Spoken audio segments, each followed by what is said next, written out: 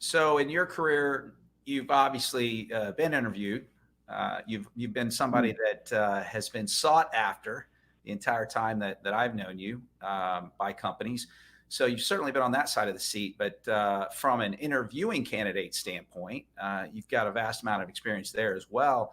And in terms of what we do, what are the biggest challenges you see with candidates, or things where, if for our listeners, areas that make it tougher for somebody to move to the next step from your perspective?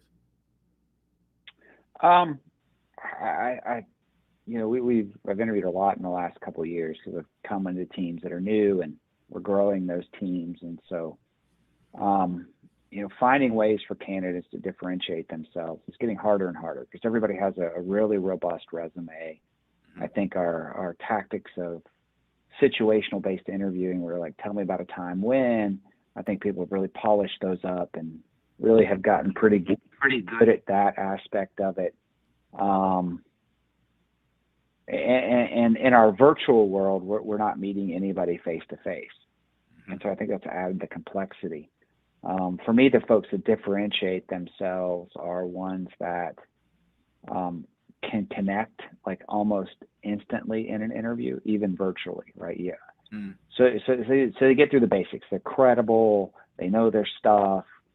They know how our business operates. They know how they can fit in and help us. They've thought through all those basics, right?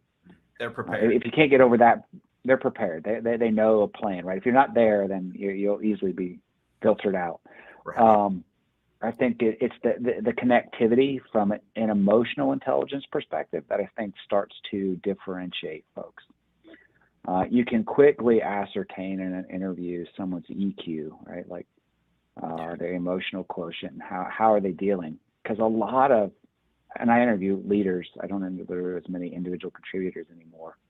I need them to connect with their teams and motivate their teams, and that emotional intelligence and their maturity in that space is really what's differentiating people, particularly in a virtual world. Yeah. Even last week, I interviewed several candidates for a fairly senior position in our organization, and you know, highly qualified, very very smart, well accomplished people.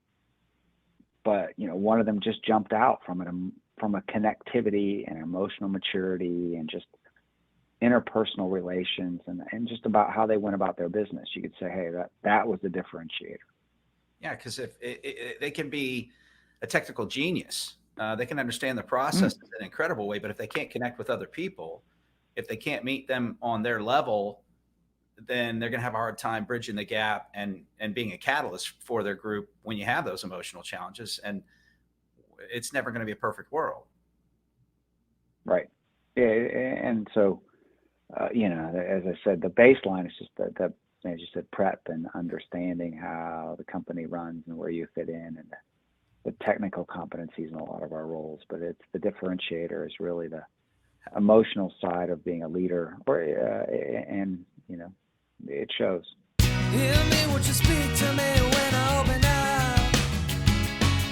And I forward my thoughts to you, but sometimes I'd say you're thinking too much, and I don't wanna hide on this